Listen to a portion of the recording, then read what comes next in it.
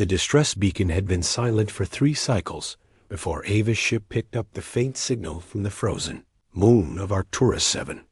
As a Velcorian scout, she had been trained to ignore human distress calls. Her people's diplomatic relations with Earth had been strained at best, hostile at worst. But something about this signal felt different.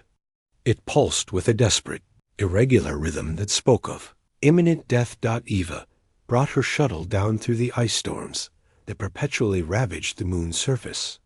The temperature outside hovered at -200°C, cold enough to freeze Velcorian blood solid within seconds.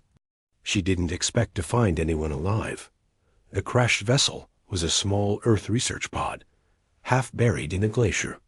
Its hull was cracked open like an egg, exposing the interior to the killing cold.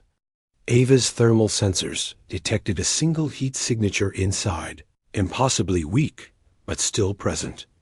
She sealed her environmental suit and stepped into the storm. Ice crystals hammered against her helmet as she made her way to the wreckage. Inside, huddled in the only remaining pressurized corner, she found him. Oliver. The human was barely conscious, his lips blue, his body shaking with violent tremors.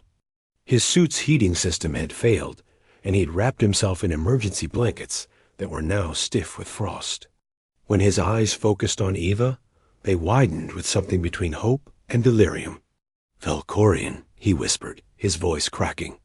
You came."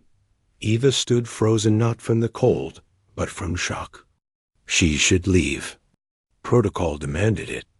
Humans were dangerous, unpredictable. They'd violated the neutral zone twice in the past year alone. Then Oliver reached up with a trembling hand. "Please. I'm freezing."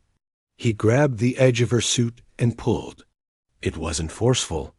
He didn't have the strength for that, but the gesture caught Eva off balance. She stumbled forward and caught herself against the bulkhead. Her face inches from his. His eyes met hers, and she saw something in them that transcended species. Pure, undiluted fear of death. Eva made her decision. "I'm getting you out of here," she said. Her voice firmed through the translator. She hauled Oliver to his feet, practically carrying his weight as they stumbled back to her shuttle. Every step was agony. The human was heavier than he looked, and his body was shutting down from hypothermia. Twice he collapsed, and twice Eva refused to let him fall. Inside the shuttle, she cranked the heat to maximum and stripped away Oliver's frozen suit. His skin was mottled with frostbite, his core temperature dangerously low. Eva wrapped him in thermal blankets and administered stimulants from her medkit, drugs that might work on human physiology or might kill him. She had no way of knowing. Why? Oliver managed to ask through chattering teeth. "Why help me?" Eva didn't answer. She didn't have an answer.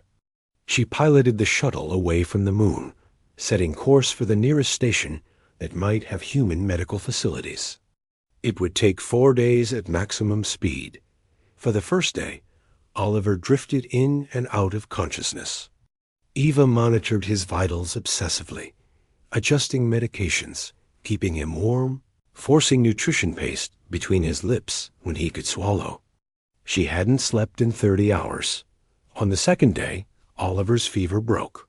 His eyes opened, clearer now, and he watched Eva as she worked at the console. "You stayed," he said quietly. "Where else would I go?" Eva replied without turning. "This is my ship. You could have dumped me at the nearest outpost. Instead, you're taking me 4 days out of your way." He paused. "Thank you." Eva finally turned to face him. "Don't thank me. I violated about 17 different protocols saving you. When we get back, I'll probably be court-martialed." "Then why did you do it?" She was silent for a long moment. "Because you asked for help, and I couldn't. I couldn't just leave you to die." Oliver smiled weakly. "Humanity? Fuck yeah?" Eva blinked, confused by the phrase. "What? It's something we say. When someone does something impossible, something that shouldn't work, but does anyway, because they refuse to give up. He looked at her seriously. You just proved it's not just about humans. You have it too. Over the next 2 days, they talked. Oliver told her about his research into the ice crystals of Arcturus 7, which contained microorganisms that could survive in absolute zero temperatures. Ava shared stories of her homeworld, of cities carved from living crystal and skies that sang at dawn. They discovered they both loved ancient Earth music jazz. Specifically, they argued about whether first contact protocols were too rigid or not rigid enough. They laughed when Ava's food synthesizer tried and failed spectacularly to create human coffee. When they finally reached the station, medical teams rushed Oliver away. Eva expected him to disappear from her life, just another mission report to file and forget. But he DIDN single quotes T. Oliver recovered, and when he did, he came looking for her. He found Eva in the diplomatic quarter, already facing charges for violating non-interference protocols. I testified on your behalf, Oliver said, walking into the detention area as if he owned it. Told them you saved my life, that any species worth a damn would have done the same. That won't help, Eva said quietly. Our laws are clear. Then we'll change the laws. Oliver sat down across from her, his expression fierce. You pulled me out of the ice. You didn't let me go, even when it would have been easier, safer, smarter. Now I'm not letting you go. Either. Eva felt something warm bloom in her. Just something that had nothing to do with her Valkorian physiology and everything to do with the stubborn human sitting in front of her. You're insane, she said. Humanity. Fuck yeah, Oliver replied with a grin. And Eva found herself smiling back.